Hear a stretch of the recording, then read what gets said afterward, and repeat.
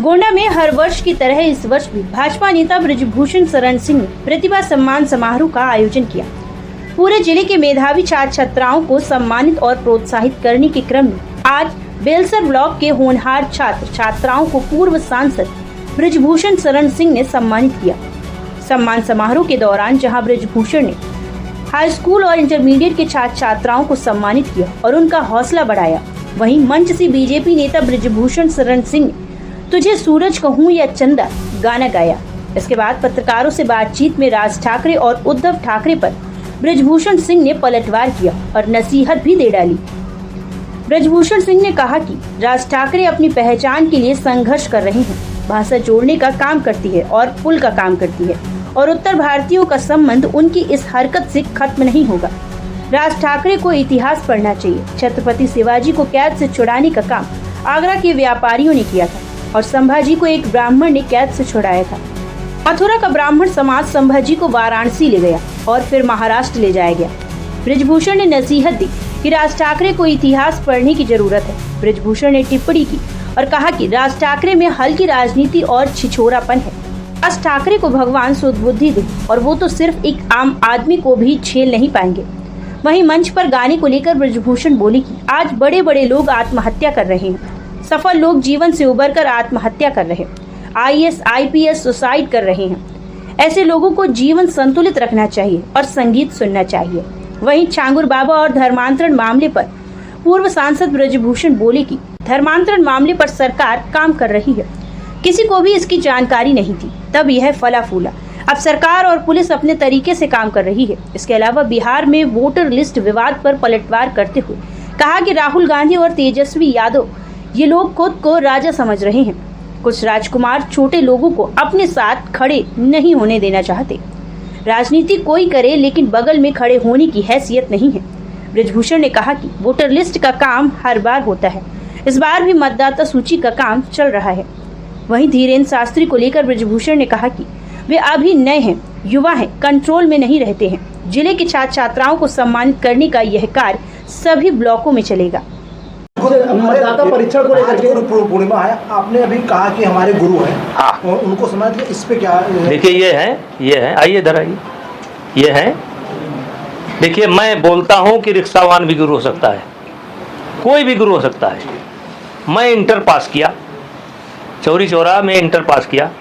मेरे सब लोग चाहते थे कि ये गोरखपुर पढ़ाई करें और मेरा भी मन, चूँकि गोरखपुर में मेरा बड़ा नाम गाम हो चुका था, मेरा भी मन कर रहा था कि हाँ मैं पढ़ूं। और तब ये गंगा पहलवान, गंगा यादव पहलवान है, ये इनको गंगा पहलवान कहते हैं, यादव नहीं कहते। तो ये मुझको मिले अकेले में और इन्होंने कहा कि नेताजी जहाँ तक हम समझ रहे हैं आपका बाबू साहब जहाँ तक हम समझ रहे हैं, क्योंकि पूर्वांचल में क्षत्रिय समाज के लोगों को चाहे गरीब हो चाहे अमीर हो, अन्य लोग बाबू साहब कहते हैं। इन्होंने कहा बाबू साहब जहाँ तक हम समझते हैं कि आपका उद्देश्य पढ़ाई का राजनीति नौकरी नहीं है, राजनीति है। हमने इनसे कहा, तो इन्होंने कहा ये 4-5 साल समय जो आप यहाँ बर्बाद करेंगे और 5 साल बाद अगर अपने इलाके में जाएंगे तो आपको कोई पहचानने वाला नहीं होगा, इसलिए अब जाइए। इन्होंने कहा बहुत हो चुका, अब जाइए अपने क्षेत्र में। और इनकी बात मान करके मैं उसी रात बस पर बैठा और चला आया। और आपने सुना होगा कई बार अपने भाषणों में मैंने इनका नाम लेकर के कोट किया है। ये संजोग था कि आज आ गए हैं, तो ये मेरे गुरु हैं। मैंने आज इनको गुरु रूप में सम्मान किया है। सम्मान तो उसी दिन किया था जिस दिन उन्होंने सलाह दिया था, लेकिन आज बहुत अच्छा अवसर था कि ये आ गए थे और मैं आज इस गुरु पूर्णिमा का जो पर्व है उस दिन का जो है महत्व इन्हीं को देना चाहता हूँ। गंगा पहलवान जो यादव समाज से हैं, गोरखपुर के रहने वाले हैं। नेताजी जिस तरीके से पहलगाम में जो घटना हुई उस पर उद्धव ठाकरे कहते हैं कि जो आतंकवादी थे आखिरकार क्यों नहीं पकड़े गए, क्या वो भाजपा के ही थे? ये उद्धव ठाकरे कहते हैं। अब देखो हर बात का जवाब देना संभव नहीं, कौन क्या कहता है। अब इस देश में पता नहीं कितने लोग हैं। अब जैसे राहुल जी हैं, कितना सवाल उठाते हैं, उनका कौन जवाब देगा। अच्छा, जिस तरीके से विपक्ष के लोग मतदाता परीक्षण को लेकर के वो हल्ला मचाए हुए हैं, क्या कहेंगे आप? लगातार वहाँ पर देखिए, इससे एक बात ये निश्चित हो चुकी है कि राहुल गांधी और उनकी सहयोगी पार्टी बिहार में अपना हार मान चुकी है, वो तय कर चुके हैं कि हम हारने जा रहे हैं। इसीलिए पहले से ही डैमेज कंट्रोल में लग गए हैं, पहले से रास्ता ढूंढ रहे हैं कि हम जब चुनाव हारें तो ये बतावें कि मैंने पहले बता दिया था, मतदाता सूची में गड़बड़ी की गई है। जबकि आप जानते हैं हर चुनाव के पहले विधानसभा हो या लोकसभा हो, मतदाता सूची का एक बार पुनरावलोकन होता है, मरे गिरे के नाम काटे जाते हैं। और ये कोई नई बात नहीं है। और जिस तरीके से, क्योंकि दूसरा सवाल आपका वही होने वाला है, जिस तरीके से पप्पू यादव को अपमानित किया गया, जिस तरीके से कन्हैया को अपमानित किया गया, ये दिखाता है कि रस्सी जल गई है लेकिन ऐठन नहीं गई है, साहब की ऐठन नहीं गई है। साहब, बड़े साहब अपने आप को हिंदुस्तान का राजा समझते हैं, भले मोदी प्रधानमंत्री हो गई लेकिन अभी ऐठन नहीं गई है। और यही हाल लालू जी के बेटे का है, उनको भी ऐठन नहीं गई है क्योंकि वो भी राजकुमार हैं, बिहार के राजकुमार हैं। तो अब राजकुमार के बगल में पप्पू खड़े हो जाएं, राजकुमार के बगल में कन्हैया खड़े हो जाएं और बराबर खड़े हो जाएं, तो ये रास नहीं आता है। ये दिखाता है ठसक राजशाही का कि कन्हैया फनैया होंगे नेता, कोई बात नहीं है, लेकिन बगल में नहीं खड़े हो सकते। पीछे पीछे चलो, साइड चलो। हरियाणा गए थे चरखी दादरी में, हाँ। बहुत लोगों ने विरोध किया, फिर भी वहाँ काफी समर्थन मिला आपको। कैसा रहा कार्यक्रम आपका? देखिए, हरियाणा में जिस प्रकार मेरा स्वागत हुआ है मैं भूल नहीं सकता। और मैं पहले दिन से कहता हूँ कि मेरा किसी समाज से विरोध नहीं है। एक फैमिली एक परिवार से उन्होंने मेरे खिलाफ षड्यंत्र किया, कांग्रेस ने किया, और वो समाप्त हो गया। हरियाणा में कोई विरोध नहीं है। कुछ मीडिया वाले, कुछ लोगों ने कहा कि नहीं आने देंगे। अरे हमने कहा भाई चलो देखते हैं, नहीं आने देंगे कि नहीं आने देंगे। मैं अपनी सुरक्षा का कोई इंतजाम नहीं किया, हम अकेले गए थे। एक तरीके से पायलट था और 2 लोग जो थे, एक करण का पीए था और 2 लोग जो हरियाणा के थे। हमने कहा कोई सुरक्षा लेकर नहीं जाएंगे। कुछ हमारे लोगों ने कहा भी कि ऐसे नहीं जाना चाहिए, कम से कम 1500 गाड़ियाँ साथ में होना चाहिए। लोगों ने सलाह भी दिया। हमने कहा ज़्यादा सलाह दोगे तो मैं एक गाड़ी पर चुपचाप बैठूंगा, 2 सिक्योरिटी लूँगा, 1 राइफल रखूँगा बगल में और मैं चला जाऊँगा। इसलिए मुझे सलाह ना दो, हमारी सुरक्षा वहीं के लोग करेंगे। और वहीं के लोगों ने सुरक्षा नहीं किया, पूरा मान सम्मान बढ़ाया। मैं उठ करके पब्लिक के बीच में गया और अभूतपूर्व स्वागत हुआ है। और मैंने भी कोशिश की कि हमारे भाषण से किसी का दिल न टूटे, किसी का अपमान ना हो। आपने पूरा भाषण सुना होगा। और हरियाणा मुझे बहुत प्रिय है। यहाँ से फिर कह रहा हूँ, खेल के मामले में हरियाणा मुझे बहुत प्रिय है। हरियाणा खेल का मुकुट है, खेल का बादशाह है, क्योंकि वहाँ की माताएं, वहाँ के गार्जियन जितना समर्पण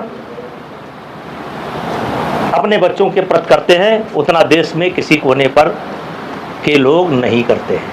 इसलिए मैं हरियाणा की इज्जत करता हूँ और हरियाणा के खिलाड़ियों का इज्जत करता हूँ। फिर कह रहा हूँ, वहाँ मैं योगेश्वर दत्त का जो वर्ल्ड चैंपियन है, हरियाणा में बड़ा सम्मान है। हाथ पकड़ करके कहा था कि कोई बेइंसाफ़ी नहीं होगी। फिर मैं कह रहा हूँ, जात के आधार पर, भाषा के आधार पर, मज़हब के आधार पर, प्रांत के आधार पर किसी खिलाड़ी के साथ कोई अन्याय नहीं होगा।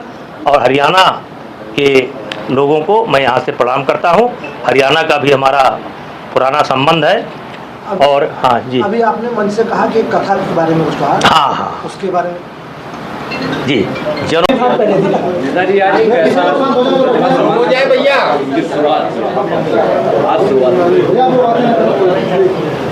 एक समय था जब देवी पाटन मंडल शिक्षा के क्षेत्र में बहुत पीछे था। तो आज के लगभग 30 वर्ष पहले मैंने एक नारा दिया था, स्वस्थ गोंडा, साक्षर गोंडा और हरा भरा गोंडा। बाद में मैं बलरामपुर से सांसद बना, कैसरगंज से सांसद बना, तो इस नारे को मैंने बदल कर दिया कि स्वस्थ देवी पाटन मंडल, साक्षर देवी पाटन मंडल और हरा भरा देवी पाटन मंडल। विगत कई वर्षों से, लगभग 23-24 साल से मैं हमेशा प्रथम स्थान जो बच्चे हमारे मंडल के प्राप्त करते हैं हाई स्कूल इंटर के, उनको मैं एक प्रशस्ति पत्र, मेडल और कुछ टूटी फूटी बातें जो हमारे जीवन का अनुभव है उसको हम शेयर करते हैं। इस वर्ष का ये पहला कार्यक्रम था जो देवीपाटन मंडल के प्रत्येक ब्लॉक में होना है और आज इस अभियान की शुरुआत हुई है।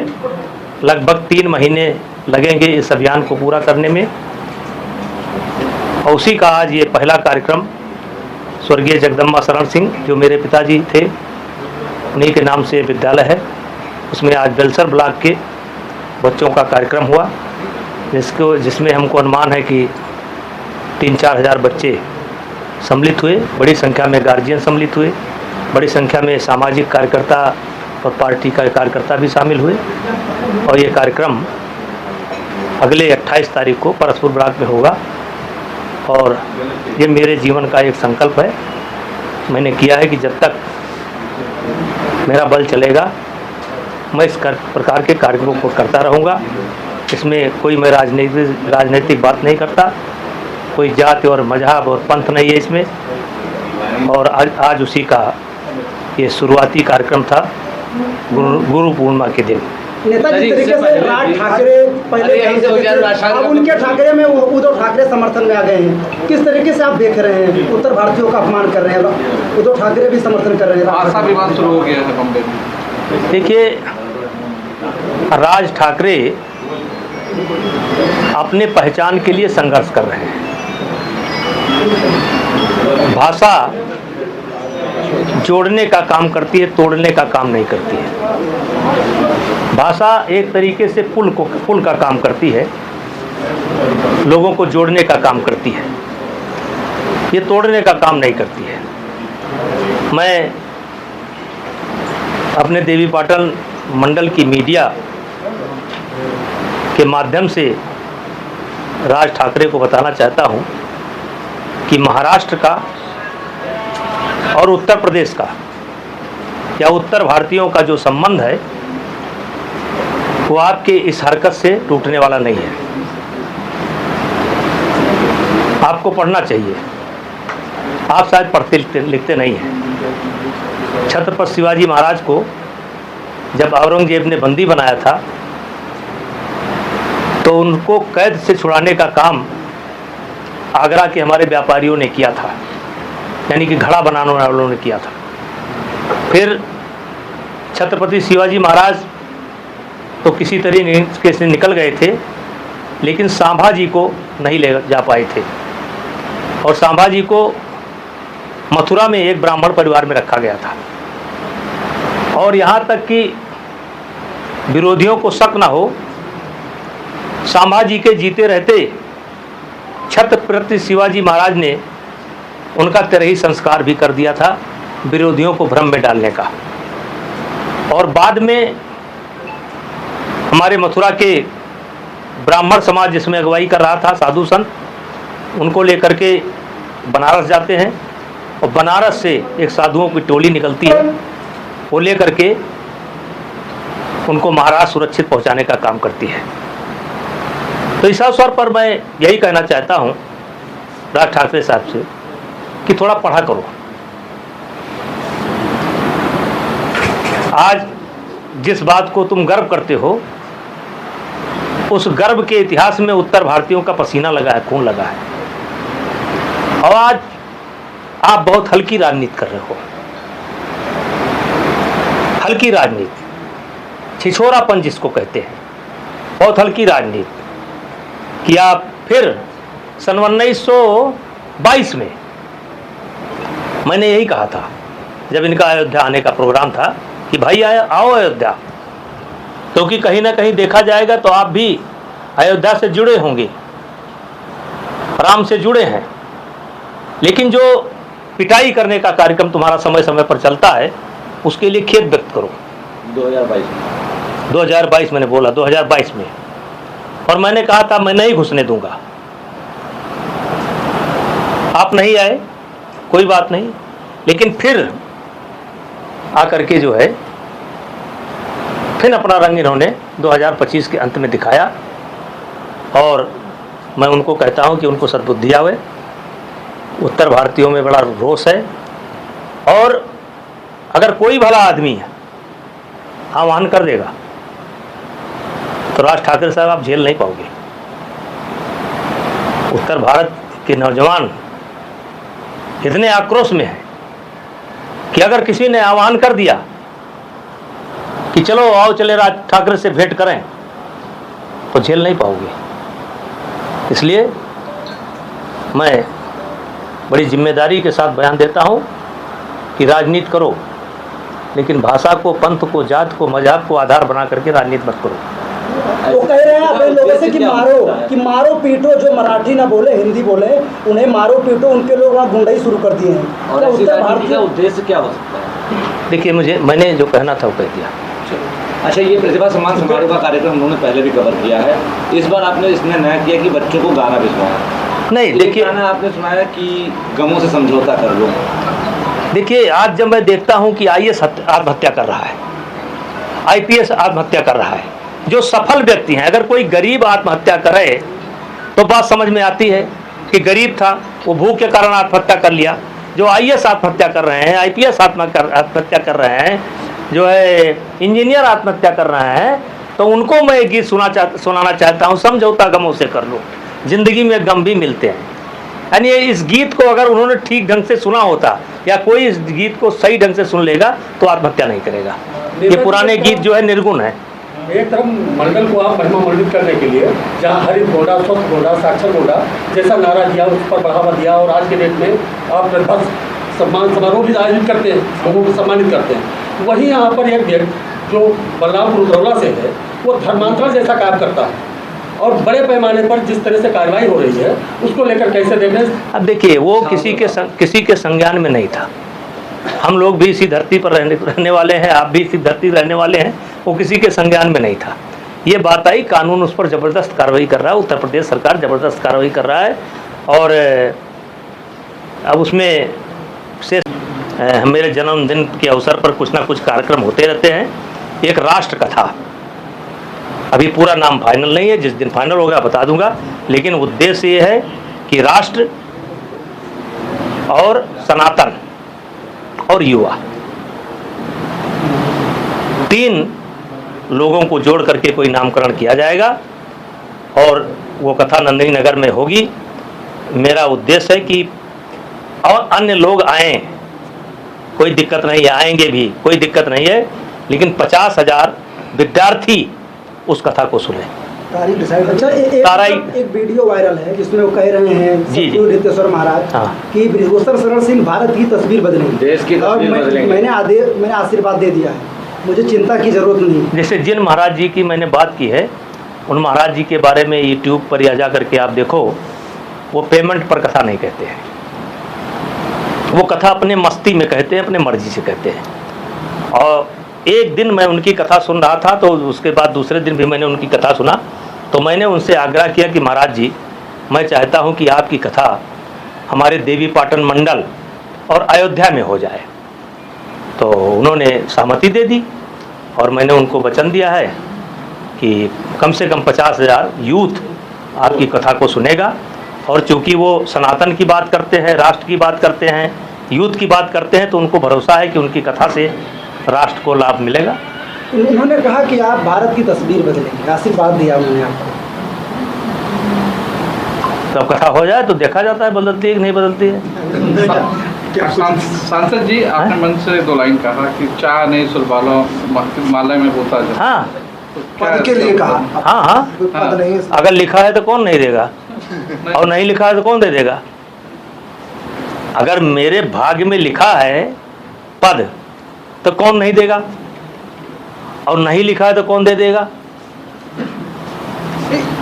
इस समय सोशल मीडिया पे आपके वीडियो के साथ में लगाया जा रहा है कि अगले मुख्यमंत्री, नहीं, ये गलत, अखिलेश यादव आपकी ये गलत है, ये गलत है। ये जो लोग भी लगाते हैं अगले मुख्यमंत्री, ये जो लोग भी लगाते हैं गलत, नहीं लगाना चाहिए। अखिलेश यादव बड़ी तारीफ कर रहे हैं, अखिलेश यादव बड़ी तारीफ कर रहे हैं, उतने ही भाजपा के लोग आपके बयान से जल रहे हैं। आपने भी क्या वजह है, आप उनकी तारीफ करते? हम काम ही ऐसा करते हैं कि भाजपा वाले भी तारीफ करते हैं, सपा वाले भी तारीफ करते हैं, हम काम ही ऐसा करते हैं। हम समान दृष्टि से सबको देखते हैं। हम आलोचना भी किसी की करते हैं तो एक मर्यादा में रहकर करते हैं। और अखिलेश यादव 5 साल हमारे साथ रहे हैं, तो कुछ ना कुछ तो आगे है। आगे 2027 के चुनाव को लेकर क्या माना जाए, कुछ बड़ा होने वाला है? अब यार ये कैसे बता देगा कोई? नहीं, ये लोग कैसे कह रहे बता हैं कि देगा? तैयारी कर रहे हैं समाजवादी पार्टी, लोग कह रहे हैं कि समाजवादी पार्टी